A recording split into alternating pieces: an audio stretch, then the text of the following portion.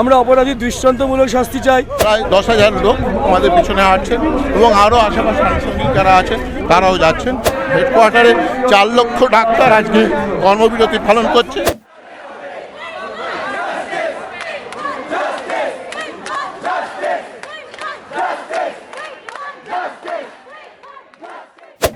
পশ্চিমবঙ্গ ভারতীয় মেডিকেল অ্যাসোসিয়েশনের তরফ থেকে আজকে মূলত আর্যগড় থেকে ধর্মতলা পর্যন্ত একটি মিছিল ডাকে। তারা ইতিমধ্যে আমার পিছনে সেই মিছিল দেখতে পাচ্ছেন যে এগিয়ে যাচ্ছে।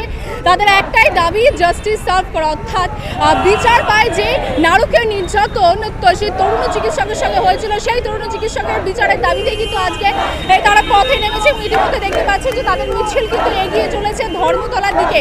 এবং এই বিষয়ে ডাক্তাররা তারা কি বলছেন, যারা এই মিছিলে যোগদান করেছে, চলুন তাদের কাছ থেকে শুনে নেব। ডাকে 170 জন যে সহ শাখা রয়েছে তার প্রতিনিধিরা আজকে এই পদযাত্রা আরজিকর মেডিকেল কলেজ থেকে আমরা এগোচ্ছি ধর্মতলার দিকে। আমরা চাই অভয়া তিলোত্তমার উপর যে 9ই আগস্ট মধ্যরাতে বর্বরোচিতভাবে ধর্ষণ করা হয়েছে এবং তারপরে যারা অভিযুক্ত ছিলেন তাদেরকে যেভাবে প্রশাসনিকভাবে তাদের আড়াল করার চেষ্টা হয়েছে এবং ভ্যান্ডালিজম করা হয়েছে স্বাধীনতা দিবসের রাত্রিবেলায় আরজিকরের যে প্রতিবাদ মঞ্চে, তার সম্পূর্ণরূপে প্রতিবাদ করে আইএমএ বঙ্গীয় শাখার সকল সদস্য এই পদযাত্রায় নেমেছে।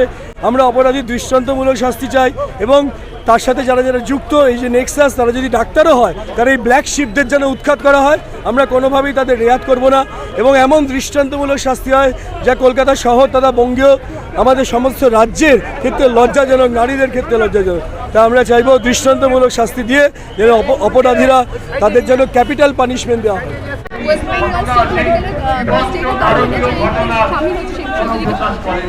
Indian medical association West Bengal শাখার তরফ থেকে আমাদের ইন্ডিয়ান মেডিকেল অ্যাসোসিয়েশন হেডকোয়ার্টার সারা ভারতবর্ষের বুকে একটা ধর্মঘটের আয়োজন করেছে।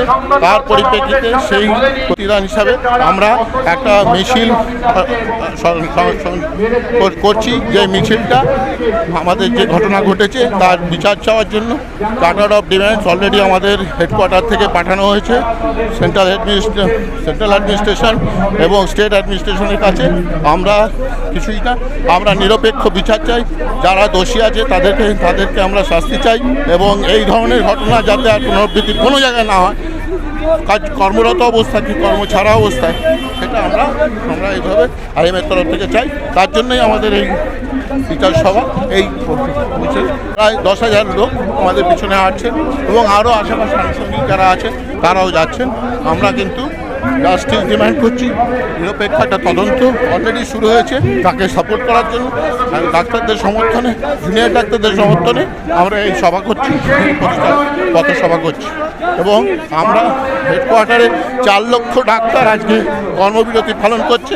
তারা আউটডোর করেনি, তারা ইমার্জেন্সি পরিষেবা ছাড়া সব পরিষেবা বন্ধ রেখেছে এবং এই ধরনের মুভমেন্ট সারা ভারতবর্ষে হচ্ছে এবং আমরা পশ্চিমবাংলার সঙ্গে এবং এই জিনিসটা আমরা যে ধরনের কাজকর্ম সবাইকে যাতে শাস্তি হয়, সবাই যারা যুক্ত আছে সবাইকে যাতে শাস্তি হয়, সেই জন্য আমরা চেষ্টা করি।